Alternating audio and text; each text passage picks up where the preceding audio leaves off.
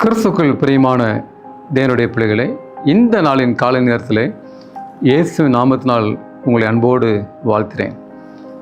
தேவனுடைய பாதுகாப்பு இந்த நாளிலே உங்களோடு கூட இருப்பதாக. இன்றைய ஜீவ வார்த்தையாக யாக்கோபின் புத்தகம் 4வது அதிகாரம் 8வது வசனத்தை வாசிக்கிறேன். நன்றாய் கவனிங்கள். தேவனிடத்தில் சேருங்கள், அப்பொழுது அவர் உங்களிடத்தில் சேர்வார். பாவியிலே உங்கள் கைகளை சுத்திகரியுங்கள், இருமனம் உள்ளவர்களே உங்கள் இருதயங்களை பரிசுத்தமாக்குங்கள். தேவனிடத்தில் சேருங்கள், அப்பொழுது அவர் உங்களிடத்தில் சேர்வார் என்ற ஒரு அருமையான ஜீவ வார்த்தை என வாசிக்க கேட்டோம். பிரியமானவர்களே, வேதம் நம்மை வலியுறுத்துகிறது. நீங்கள் தேவனிடத்தில் சேருங்கள், அப்பொழுதுதான் அவர் உங்களிடத்தில் சேர்வார். இயேசு சொன்னார், நீங்கள் என்னில் நிலைத்திருங்கள், அப்பொழுது நானும் உங்களில் நிலைத்திருப்பேன். பிரியமான தேவனுடைய பிள்ளைகளே, நன்றாய் சிந்தித்து பாருங்கள். இந்த காலை நேரத்தில்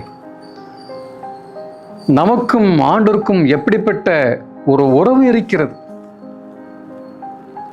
நாம் தேவனோடு நாம் இருக்கிறோமா? அவர் நம்மோடு கூட இருக்கிறாரா? தேவன் வேதனையோடு சொல்கிறார், என் ஜனங்கள் எண்ணி முடியாத நாட்களாய் என்னை மறந்து போனார்கள். இப்படிதான் நம்முடைய வாழ்க்கை இருக்குது. பிரியமானவர்களே, நம்ம இருக்கக்கூடிய பிரச்சனைகள், போராட்டங்கள் மத்தியிலே நாம் ஆண்டவரை மறந்து விடுகிறோம். அவரை எண்ணாமற் போனோம். பிரியமானவர்களே, நாம் என்ன செய்வது? இன்னைக்கு ஆண்டவர் நம்மை இணைக்கும் ஒரு கருவி, நம்மை தேவனோடு இணைக்கக்கூடிய ஒரு காரியம் ஜெபம். ஜெபமே நம்மை தேவனோடு இணைக்கிறது.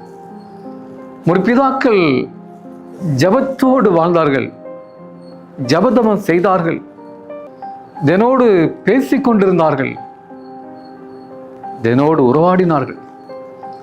ஏனோக்கு 365 நாட்களும் தேவனோடு சஞ்சரித்துக் கொண்டிருந்தார் என்று வேதத்தில் வாசிக்கிறோம். பிரியமானவர்களே, நாம் தேவனோடு இணைந்திருக்க வேண்டும் என்றால் ஜெபம் செய்யுங்கள். ஜெபம் நம்மை தேவனோடு இணைக்கிறது. ஜெபம் நம்மை ஆண்டவரோடு இணைக்கக்கூடிய ஒரு பாலமாய் இருக்கிறது. இனி அனைவருடைய வாழ்க்கையில் ஜெபம் இல்லை, வறண்டு காணப்படுகிறது. ஜெபிக்க தெரிந்தவன் ஜெயிக்க தெரிந்தவன். ஜெபமே நம்முடைய வாழ்க்கையில் வெற்றியை தருகிறது. வெற்றியின் ரகசியம் பிரியமானவர்களே ஜெபம். ஜெபம்தான் பிரியமானவர்களே. பிரசித்தி பெற்ற சர் ஐசக் நியூட்டன் என்ற ஒரு பெரிய விஞ்ஞானி சொல்றார்.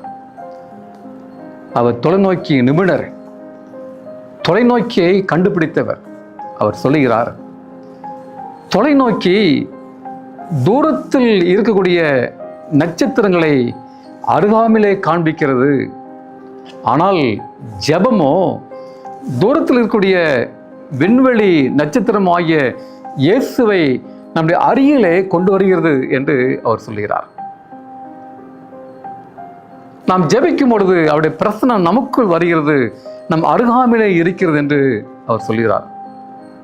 பிரியமானவர்களே, ஜெபிங்கள், தேவனிடத்தில் சேருங்கள், அப்பொழுது அவர் உங்களிடத்தில் சேர்வார். நம் கண்களை மூடி ஜெபம் செய்வோம். எங்களை அதிகமாக நேசிக்கிற அன்பின் ஆண்டவரே, இந்த காலை வேளைக்கு சோதனம் அப்பா, இந்த செய்தி கேட்ட நம்முடைய பிள்ளைகளை ஆஸ்வதிங்க.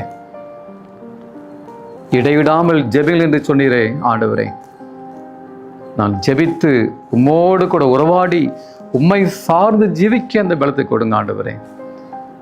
இதனாலே நம்முடைய பிள்ளைகளை பாதுகாத்து கொடுங்க, பராமரித்து கொடுங்க. தேவைகள் இருக்கலாம், கஷ்டங்கள் இருக்கலாம், வியாதி இருக்கலாம், எல்லாத்தையும் மாற்றி போடுங்க. நம்மோடு நெருங்கி இருக்கும் பொழுது, உம்மை சார்ந்து இருக்கும் பொழுது ஆண்டவரே, நாங்கள் இந்த சூழ்நிலை நாங்கள் காக்கப்படுகிறோம் ஆண்டவரே. உம்மோடு நெருங்கி இருக்க கிருபை தாரோம். எல்லோரையும் ஆசிர்வதிங்க, எல்லோரையும் பாதுகாத்து கொள்ளுங்க. இயேசு நாமத்தில் வேண்டிக் கொள்கிறேன் பரலோகத்தின் பரம தகப்பனே. ஆமேன், ஆமேன். கர்த்தருடைய ஆசீர்வாதம் உங்களோடு கூட இருப்பதாக. ஆமென்.